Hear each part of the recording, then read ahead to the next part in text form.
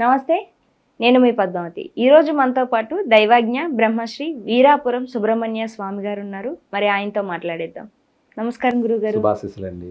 గురుగారు, మే నెలలో చూసుకున్నట్టయితే సింహరాశి వారికి అసలు వీరికి గోచారం ప్రకారం ఏ విధంగా ఉంటుందంటారు? దాంతో పాటుగా వీరు ఏ పనులు చేసుకోవడం శుభం ఇస్తుందంటారు, ఏ పనులు చెయ్యకపోవడం వల్ల ఇంకా జాగ్రత్తగా ఉండొచ్చు అంటారు? చాలా మంచి విషయమేనండి. సింహరాశి వాళ్ళు ఈ యొక్క మే నెలలో ఒక మాటలో చెప్పాలంటే నక్క తోక తొక్కినట్టే అన్నట్టుగా ఉంటుంది. ఇదేమిటి స్వామి ఇలా మాట్లాడుతున్నారు అనుకుంటారు చూసేవాళ్ళు. అయితే విషయం ఏంటంటే వీళ్ళకు పాపం చాలా ఏళ్ల నుంచి కూడా అన్ని విషయాలలో కూడా కష్టపడుతూ వస్తున్నారు. ప్రతి విషయానికి కూడాను. ఒకటి కాదులేండి, వివాహాల విషయంలోనూ ఆలస్యం జరిగాయి.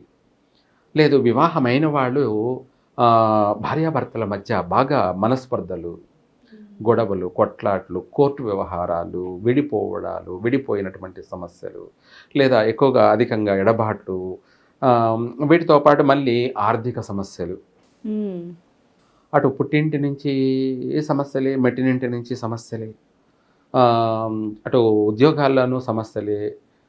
ప్రతి విషయాల్లో ప్రతి దాంట్లో కూడా ఈ రాశి వారికి బాగా కష్టాలు పడ్డారండి.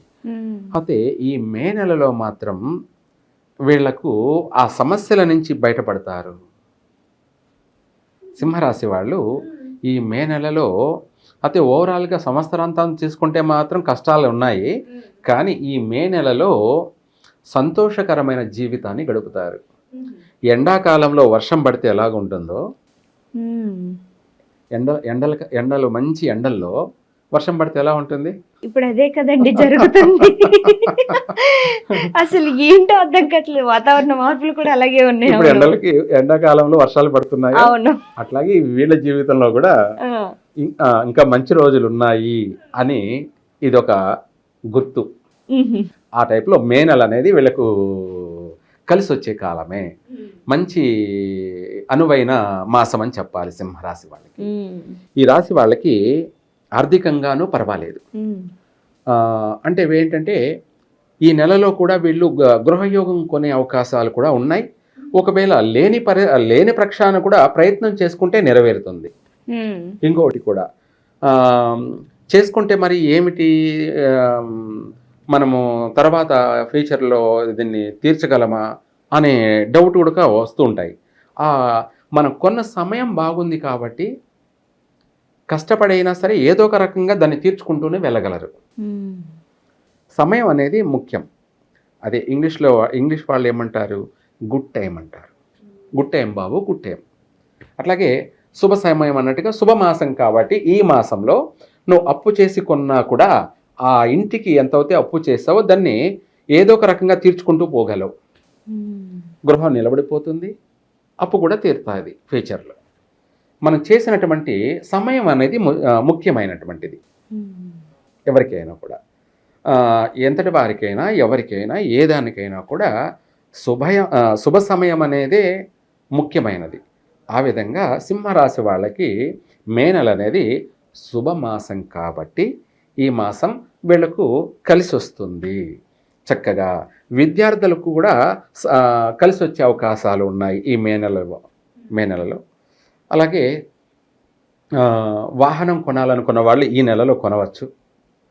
మళ్ళీ తర్వాత కొన్నట్టయితే ఇబ్బందులు ఎదురయ్యే అవకాశం ఉంది. ఈ మే నెలలో కొనుక్కోవచ్చు వాహన యోగం. ఈ మే నెలలో కొనడం వల్ల వీళ్ళకు దానివల్ల నష్టమేమీ ఉండదు. శుభమాసంలో కొన్నాం కాబట్టి అది జీవితాంతం కలిసే వస్తూ ఉంటుంది. ఒకవేళ కలిసి రాకపోయినా నష్టం మాత్రం జరగకుండా ఉంటుంది. మనిషికి ముఖ్యంగా ఏంటంటే తాను తలచింది ఒకటే అయితే దైవం తలంచింది ఇంకోటి అన్నట్టుగా, మనం ఒక వ్యాపారం చేద్దాము, ట్రావెల్ చేద్దాము అని చెప్పేసి మనము కొన్నామనుకోండి వాహనం, అది ఏం జరుగుతుంది అనేది మనకు తెలియదు, కానీ బాగుపడదామని మనం కొన్నాం. ట్రావెల్ బిజినెస్ చేసుకుంటున్నాం. ఆ ట్రావెల్ బిజినెస్లో మనకు కలిసి రాకపోతే తరచూ యాక్సిడెంట్లు అవుతూ మనం ఆ కార్లు డ్యామేజ్ అవుతూ వాటికి మళ్ళీ డబ్బులు ఖర్చు పెడుతూ తరచూ ఒకే నష్టాలే కదా, నష్టపోవడమే. అదే కాకుండా మనకు టైం వేస్ట్, మళ్ళీ ఈ జరిగిన సంఘటనల వల్ల మానసిక క్షోభ, బాధలు. కష్టాలు నష్టాలు అన్నీ కూడాను, ప్రమాదాలు కూడాను ఉమ్, కలిసి రాని టైం కాబట్టి అలా మనకు నష్టాలు కలిసి వచ్చే అవకాశమే ఉన్నాయన్నమాట జీవితం అంతా. ఉహు, అందువల్ల ఆ సమయం అనేది పనికిరాదు. అదే శుభ సమయంలో కొన్నామనుకోండి, మనకు కష్టకాలంలో కూడా ఇది మనల్ని పోషిస్తుంది. ఉమ్, ఎందుకంటే ఆ కొన్న సమయం బాగుంది కాబట్టి, ఆ ట్రావెల్ బిజినెస్ అయినా బాగా జరుగుతూ ఉంటుంది కాబట్టి, బాగలేని రోజుల్లో కూడా మన సంసారాన్ని పోషిస్తుంది అది. ఆ విధంగా ఏదైనా సరే మనం ఏ పని చేసినా కూడా మనకు కలిసి రావాలి అని అనుకునే వాళ్ళందరికీ కూడా ఈ మే నెల ఏ పనైనా చేసుకోవచ్చు, ప్రయత్నం చేసుకోవచ్చు. అలాగే కొంత తొందరపాటు కూడా నిర్ణయం తీసుకోవచ్చు కూడా, ఉహు, చేయొచ్చు. అలాగే ఆర్థిక పరంగా కలిసి వచ్చే అవకాశం ఉంది. వివాహ ప్రయత్నాలు అనేది కూడా ఈ నెలలో ప్రారంభం చేసుకోవచ్చు. లేదంటే ఆల్రెడీ ప్రయత్నం చేసి ఉన్నటువంటి వాళ్ళకి ఈ నెలలో శుభవార్తలు వింటారు. ఉహు, వివాహాలు నిశ్చయమవుతాయి. ఉమ్, అలాగే అనుకోకుండానే వివాహం కూడా జరిగిపోయే అవకాశాలు కూడా ఉన్నాయి. అనుకోకుండా అంటే హడావిడిగా జరిగిపోయే అవకాశాలు కూడా ఉన్నాయి. గృహయోగము, వాహనయోగము, అలాగే స్త్రీ సౌఖ్యము, ఉమ్, దీంతోపాటు సంతాన సౌఖ్యం కూడాను, అంటే సంతాన ఫలితాలు కూడా కలిగే అవకాశం ఉంది. వీటితో పాటు మనకు ఆరోగ్యపరమైనటువంటి విషయాలలో కూడా కొంత బాగుంటుంది. ఉహు, వీటితో పాటు ఎప్పటి నుంచో భూ వివాదాలు కానీ, లేదంటే భార్యాభర్తల మధ్య విడాకులు అదే సమస్యలు అనుకుంటున్నటువంటి వాళ్ళు కానీ, వాటి నుంచి అన్నిటి నుంచి కూడా ఈ నెలలో బయటపడతారు. ఉమ్, కోర్టు వ్యవహారాలు ఏమైనా ఉన్నా ఆ కోర్టు వ్యవహారాలు ఈ నెలలో వీళ్ళకు కలిసి వస్తాయి. అనుకూలమైన తీర్పు వస్తుంది. సంతోషాన్ని కలగచేసేటువంటి మాసం అని చెప్పాలి. ప్రతి విషయాల్లో, ప్రతి రంగాల్లో కూడా ఈ రాశి వాళ్ళకి ఈ మాసంలో చాలా బాగుంటుంది. ఉమ్, ఈ రాశి వాళ్ళు వీరాంజనేయ స్వామిని వీరాంజనేయ స్వామిని పూజించాలి. అంటే కుడి చేతితో గద పట్టుకొని ఉంటాడు ఆయన, వీరాంజనేయ. ఆయనను పూజించినట్టయితే వీళ్లకు శత్రు వినాశనం, కోర్టు సమస్యలన్నీ తీరిపోవడం, అలాగే ప్రతి దాంట్లో వీళ్లకు ధైర్యం పెరుగుతుంది. ఏదైనా చేద్దాము అన్నటువంటి సంకల్ప బలం ఏర్పడుతుంది. ప్రతి దాంట్లో కూడా రాణించగలరు. అలాగే ప్రతి విషయంలో కూడా వీళ్ళకు ఈ నెలలో కలిసి వస్తుంది. శత్రు వినాశనము, ఆరోగ్య సమస్యల నుంచి బయటపడతారు. ఆర్థిక సమస్యల నుంచి కూడా బయటపడతారు. ఉపశమనం కలుగుతుంది.